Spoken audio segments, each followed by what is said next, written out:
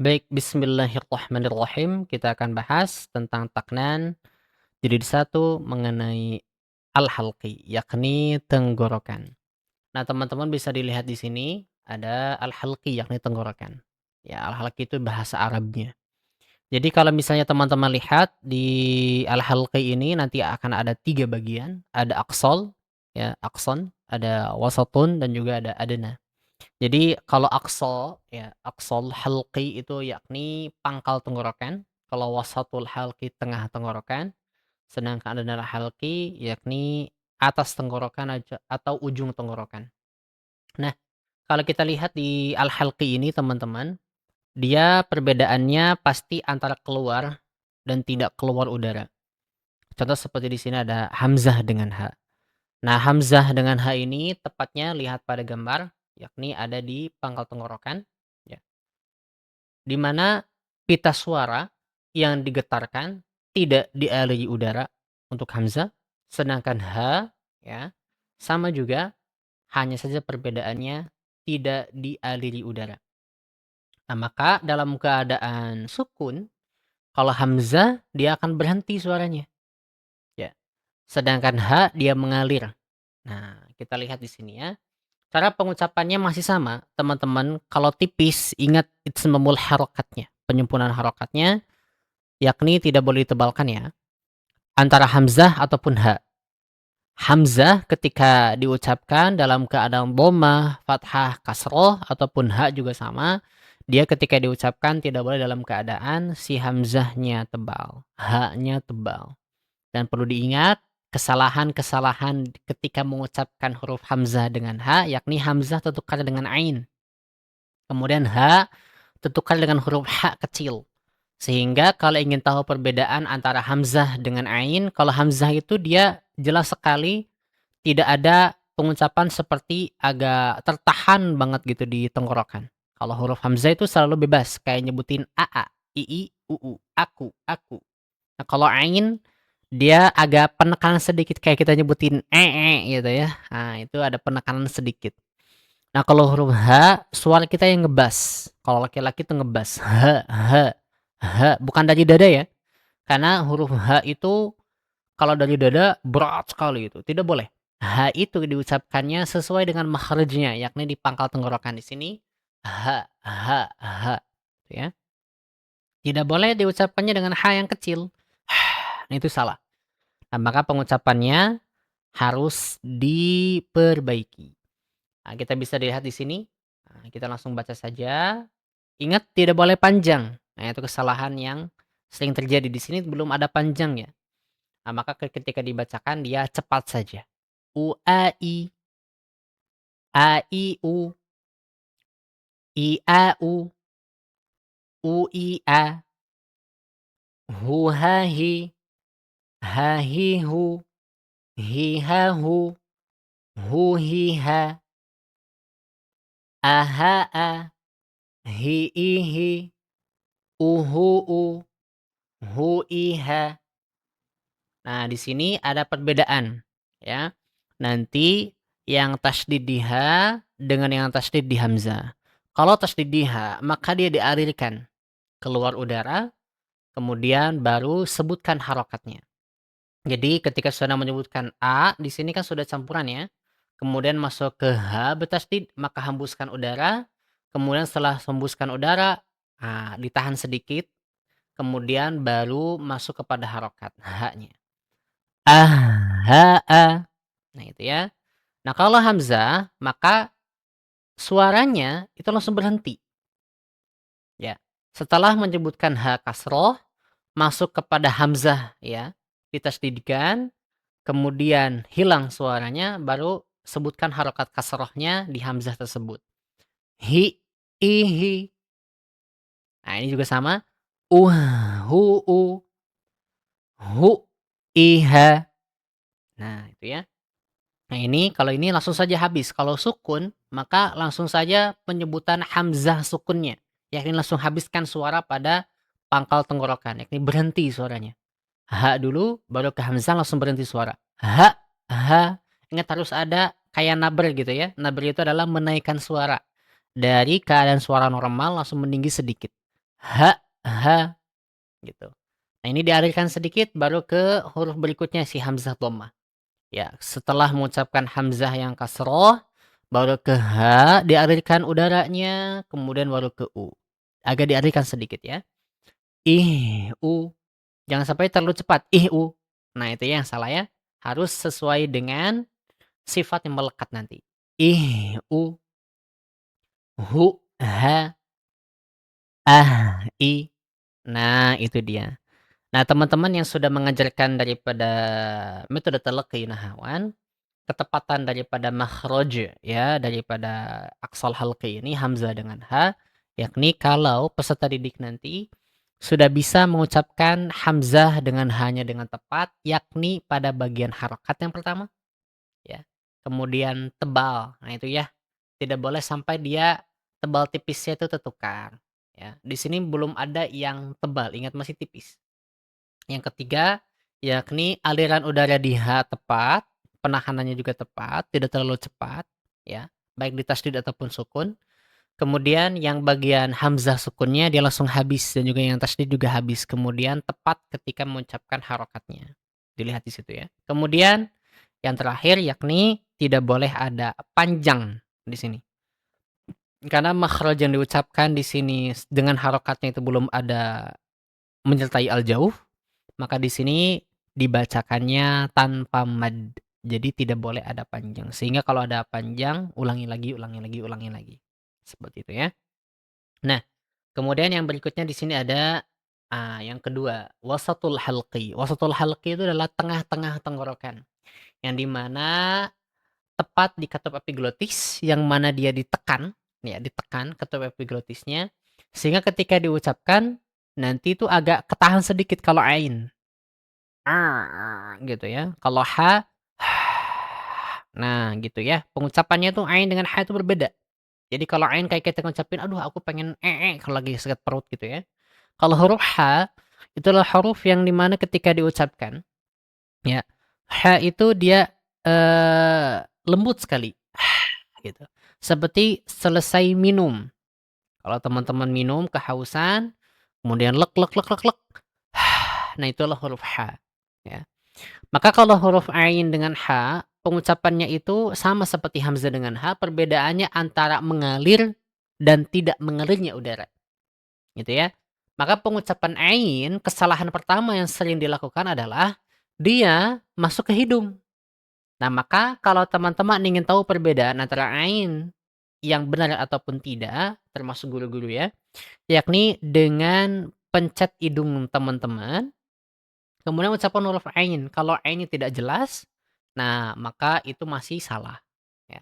Contoh masuk ke hidung ngirung gitu jadinya ya agak sengau.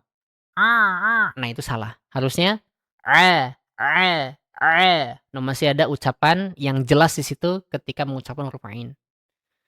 Kemudian huruf ha tertukar dengan huruf h besar atau malah sering tertukar dengan kho. Nah itu kejauhan banget ya. Maka itu tidak boleh. Di sini kita akan langsung praktekkan. Lihat dari baris yang pertama. Ru'a'i. Ingat ya tidak boleh masuk ke hidung. A'i'u. I'a'u. Ru'i'a. Huhahi. Hahihu. Hihahu. Huhiha. Nah, ingat ya teman-teman, kalau sudah pada tatanan tasydid, maka sama seperti sebelumnya. Kalau ada aliran udara, maka ucapkan huruf pertama dulu, kemudian alirkan udaranya. Setelah alirkan udaranya, baru ucapkan harokatnya. Ha'a. Jadi ditahan dulu sedikit, supaya sempurna pengucapannya. Nah, kalau huruf ain, dia tidak sama seperti hamzah, karena ain itu ada sedikit aliran. Kalau hamzah tadi langsung berhenti ketika ditasdidkan atau disukunkan. Nah, kalau huruf ain itu ketika diucapkan dia ada aliran. Maka setelah mengucapkan ha kasroh masuk kepada huruf ain itu langsung teman-teman alirkan sedikit di ain. Nah, baru sebutkan kasroh di ain tersebut. Hiya hi. Nah, gitu ya. Kemudian ruh. Sama juga huwaiha. Nah gitu. Nah ini juga sama, ain itu ada alirannya sedikit, jadi tidak sama seperti hamzah tadi. Sama ya, ada aliran sedikit. Ha, hembuskan, eh, ingat jangan terlalu cepat. Tidak boleh, harus kerasa ha-nya. Eh, huwa, ha, ah, Kesalahannya adalah di ain rata-rata dia menukar dengan hamzah, sehingga si ainnya itu tidak dibaca dengan rapih. Jadinya ha, ha. Nah, itu salah ya. Ha, habis gitu, tidak boleh, harus ada alirannya. Ha, gitu ya. Nah, di sini sudah campuran. Ingat jangan tercampur atau tertukar antara hamzah dengan ain. A'aha, hanya ha besar. Hi, aiha, ha. Ingat hamzah itu ketika diucapkan kalau bertasydid habis suaranya baru diucapkan harokatnya. Nah, itu ya. Di sini bisa ditekankan untuk teman-teman yang mengajar kembali ya, yakni huruf ain ini ketika diucapkan peserta didik harus sudah bisa membedakan antara ain dengan hamzahnya ya. Tidak boleh sampai pengucapannya nanti sama ya antara ain dengan hamzah. Ha dengan ha pun sama seperti itu. Jadi beda antara ha besar dengan ha kecil, hamzah dengan ain. Nah, yang kedua yang terpenting adalah panjang pendek sama. Jangan sampai tertukar ya panjang pendeknya. Kemudian yang ketiga, ketika diucapkan, dia tidak boleh dalam keadaan kalau nih ya, huruf-huruf yang sudah tercampur di sini ada hamzah, ain itu kurang tepat. Itu tidak boleh. Maka kalau kurang tepat, ulangi lagi, ulangi lagi, ulangi lagi. Gitu ya. Kemudian yang terpenting, ain ini tidak boleh masuk ke hidung. Gitu ya.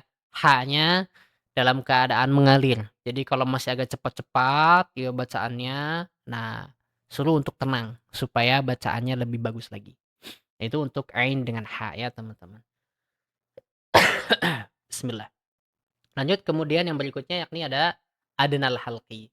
Adnal halqi itu ada di tenggorokan atas atau ujung tenggorokan. Maka yang tenggorokan atas ini yakni persentuhan antara akar lidah dengan apa? Dengan langit-langit yang lembut tanpa diairi udara.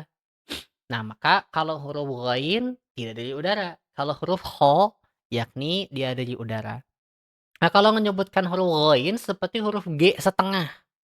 Nah, yang salah di sini selalu mengucapkan huruf ghain dengan G. Makanya selalu banyak orang-orang juga, terkhusus apalagi untuk imam-imam tuh yang sering sholat di masjid yang tidak belajar makharijul huruf dengan benar, pasti pengucapannya menjadi ghairil maghdubi alaihim. Itu salah. Harusnya ghairil maghdubi alaihim. Itu yang benar. Bukan G, tapi gha ya. Itu yang salah ya, teman-teman. Maka pengucapannya harus dibenarkan ya. Jadi ghain, kemudian kha, dia tidak sama. Ghain juga yang salah nomor 2 adalah diucapkan dengan apa? Yakni dengan ada ngorok, jadinya sama. Tidak ada perbedaan antara huruf ghain dengan huruf kha. Itu salah ya. Jadi antara khairil maghdu ya, dengan ghairil maghdu itu berbeda. Jadi tidak boleh sampai sama. Nah itu ya, kesalahan-kesalahan yang sering terjadi. G dan juga ghainnya menjadi kha. Ya, jadi gak ada perbedaan kalau seperti itu. Maka itu pengucapan yang harus dihindari dalam huruf ghain. Kemudian yang kedua yakni di huruf kha. Huruf kha itu tidak boleh dalam keadaan pengucapannya ya, yakni dia seperti terlalu keras ngoroknya. Kalaupun ada ngorok sedikit saja, jangan terlalu keras. Tidak boleh. Biasa aja. Tidak boleh. Biasa saja. Kha, kha, kha. Gitu ya. Di sini sudah mulai ada penggabungan kembali dengan makhraj-makhraj yang sebelumnya. Tapi masih ingat ya, tidak ada panjang di sini. Jadi tidak ada mad. Diusahakan bacaannya pendek gitu ya. Ingat ya, G-nya setengah. Seperti apa? Yakni digesekkan saja akar lidah kita dengan langit-langit di atas yang lunak. Gha, gha. Jadi mengalir bukan enggak kan, itu yang salah ya. Ru, gha, ri. Nah itu ya, ru, ri, ru. Ghighaghu, ghughighah.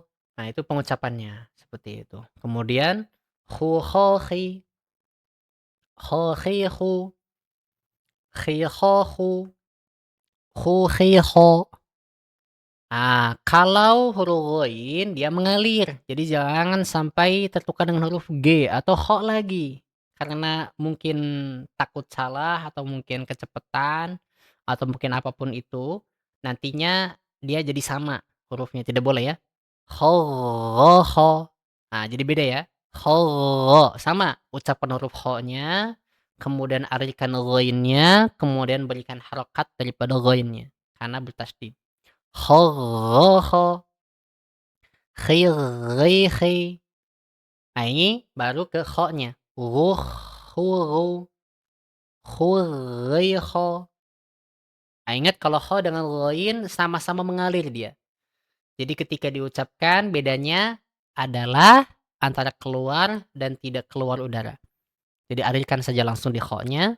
Gho. Awas jangan tertukar ada ha di sini bukan kha ya. Ghih,